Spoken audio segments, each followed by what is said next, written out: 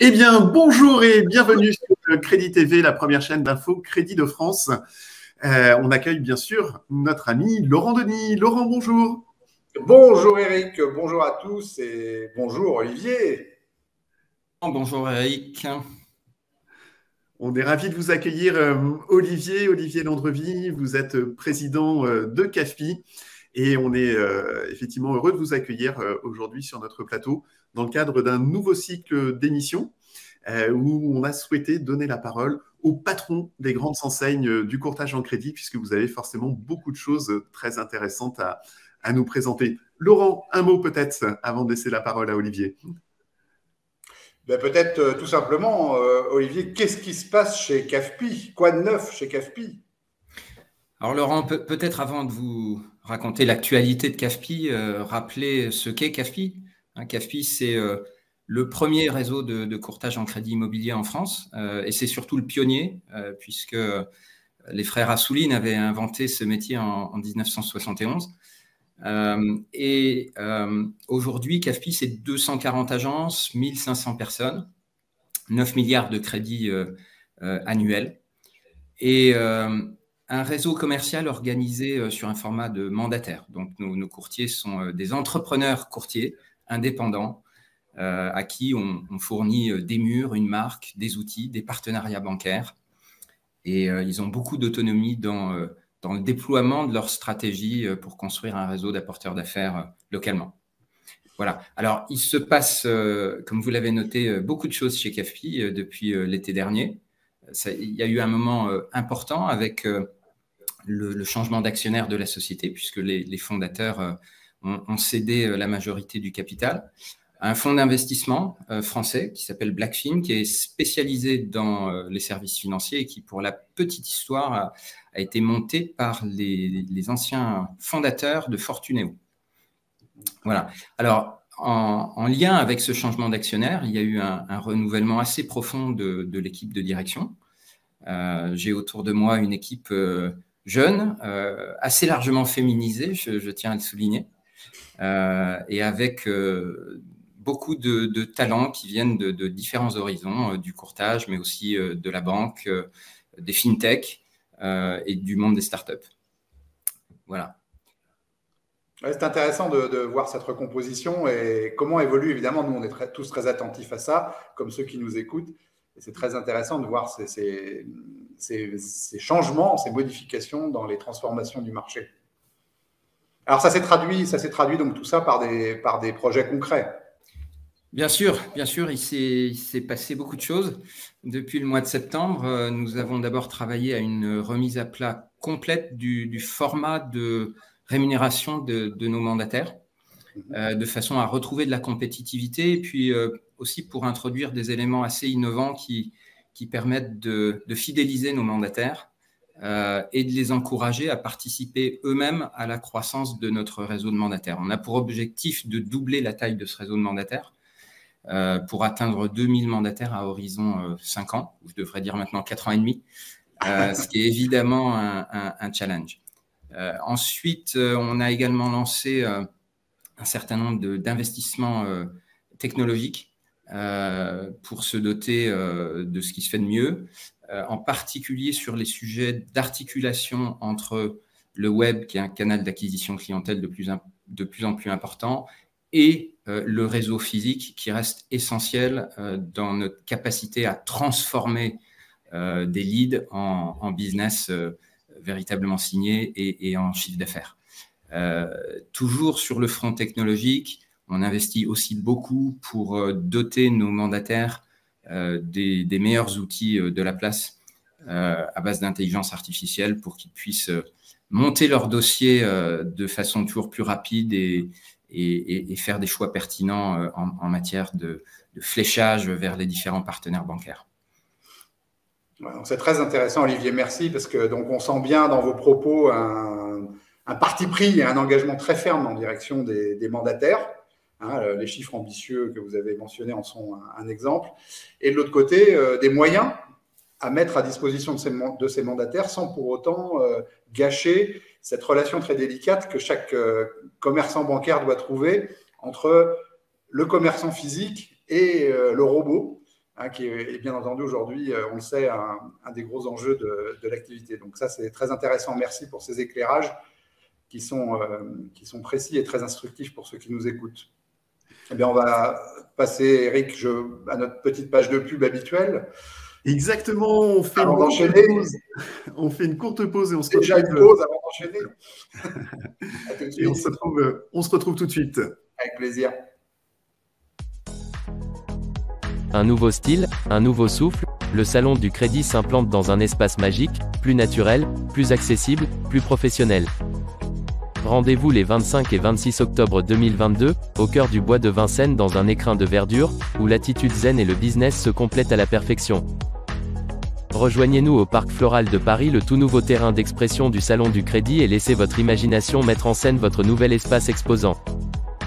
Au carrefour de la finance, de l'immobilier et du monde bancaire, le Salon du Crédit est devenu le seul salon professionnel qui offre une vision à 360 degrés des métiers de l'intermédiation bancaire.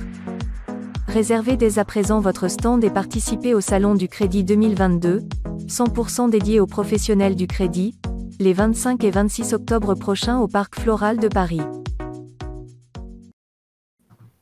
Et nous voici de retour sur le plateau de Crédit TV, la première chaîne d'info Crédit de France. Aujourd'hui en compagnie de Laurent Denis et d'Olivier Landrevie, le président de CAFPI. Olivier, vous nous avez livré justement toutes les évolutions et votre feuille de route, j'allais dire, chez CAFPI. Mais ce qui va nous intéresser aussi, et ce qui intéresse bien sûr nos auditeurs, c'est d'avoir votre vision du marché. Vous avez un passé bancaire important, vous avez pris la direction, la présidence du réseau CAFPI en septembre dernier. Ça fait 7 mois, 8 mois maintenant. Et justement, comment vous percevez les évolutions de notre marché de l'intermédiation bancaire? On vous écoute, Olivier. Merci. Bien écoutez, je pense qu'on est dans un moment charnière. On vit une hausse des taux telle qu'on ne l'avait pas connue depuis sans doute une quinzaine d'années, qui va évidemment entraîner des conséquences importantes.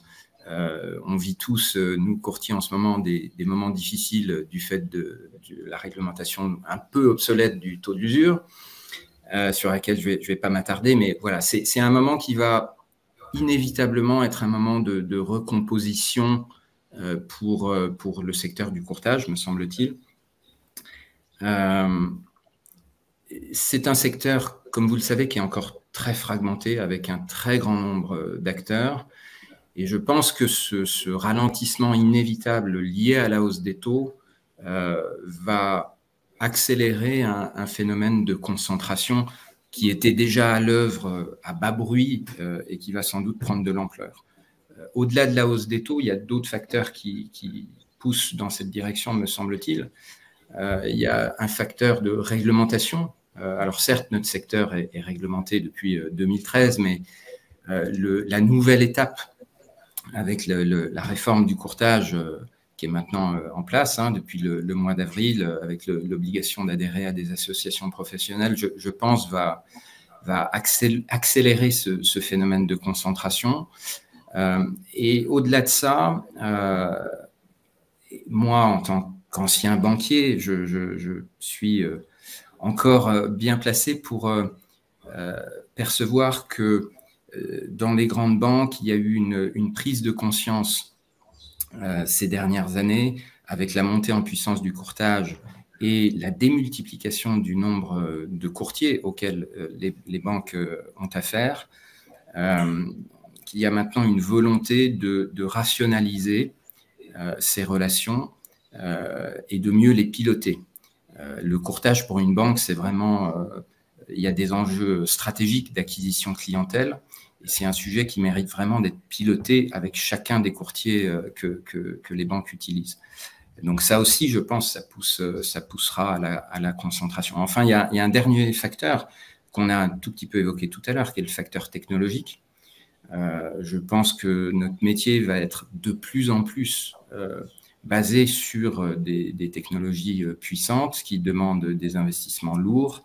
Et ça aussi, c'est un facteur qui devrait accélérer la consolidation du marché.